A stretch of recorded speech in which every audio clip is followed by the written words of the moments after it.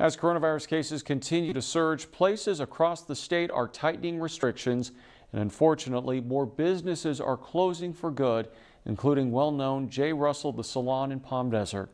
I spoke today with the CEO of the Palm Desert Area Chamber of Commerce, Pam Scannell. Pam, it's great to see you again. Thanks for joining us. Thanks for having me. Some well-known businesses in the Valley have permanently closed, including J. Russell Salon in Palm Desert and It's in the Bag. What do you make of this? You know, it's a huge blow to the community, and I think the problem is the most vulnerable businesses are the ones that have been suffering through these restrictions, such as the salon, you know, trying to operate outdoors only. Well, how do you get your electricity out there and your water out there safely and deal with your staff safely? And of course, all the clients. So that's a whole move in operations that's a big expense to the business owner. So it's just like with restaurants having to close down indoor operations, work outdoor only. That's a whole new way of working, a whole bunch of expense involved.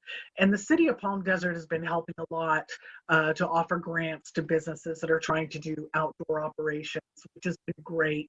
But there are going to be some people that just can't survive. I mean, J. Russell Salon, case in point, is a huge, beautiful landmark corner building.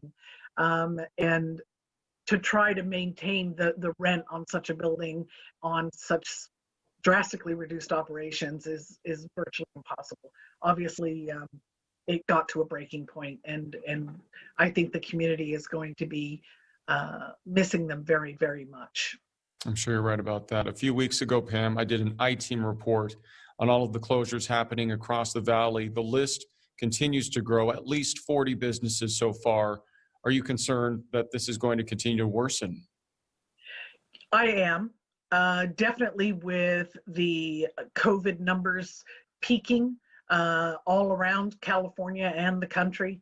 Having just had a Thanksgiving weekend where I personally was able to witness people shopping and talking about how many people they were having over for Thanksgiving, really worried me and does worry me still, because those numbers we're gonna see them in the next couple of weeks. So it's kind of like any of the signature holidays we've had, it has led to a peak. We're already in a peak, and it's now going to get, I believe it's going to get higher. I'm not a medical expert by any means, but I've just witnessed that every time there's been big social gatherings, the numbers have escalated, and I see that that's probably going to happen again. It puts a lot of our businesses at danger. One thing we can encourage is for businesses to try to operate as much as possible. This past weekend, we saw lots of feet on the ground with shoppers. They were swarming all around the areas, keeping their distance, keeping their masks on, thank goodness, which was absolutely wonderful. And I encourage people to continue that practice. But we are also seeing a lot of businesses that are applying for business licenses from the city. So there are a lot of people opening and transitioning to what this now is. So you're getting a lot of people that can do business remotely, working from home, and you know, that's helping the situations a little bit. But businesses will find a way to survive and transition. The chamber's coming out with a local e-gift card that can only be spent in local businesses. So that'll be another thing on the gift list, hopefully, that people will really go for, and it will act to support our local businesses. Neighboring LA County recently enacted a slew of new restrictions, including no outdoor dining at all, only takeout. Is there concern here that Riverside County will follow suit? And if so, what would that mean for businesses? If Riverside County followed suit in that, which I really don't think that they will, it would have to be an incredibly drastic uplift in numbers for that sort of thing to happen. But I'm really thinking that with all the practices that everyone's been doing, you know, acting safely, distancing, wearing masks, I think we're in a really good position to carry on doing business as we are right now.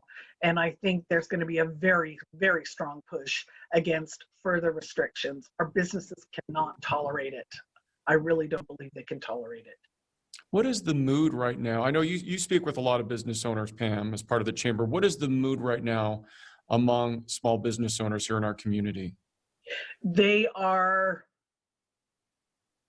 frustrated. They're fed up. They don't want any more restrictions. They're tired of them. They do know how to operate business safely. If you look at the numbers and how the tracers are tracking back where the spread is coming from, you're not going to find percentages over 5% from any of these businesses.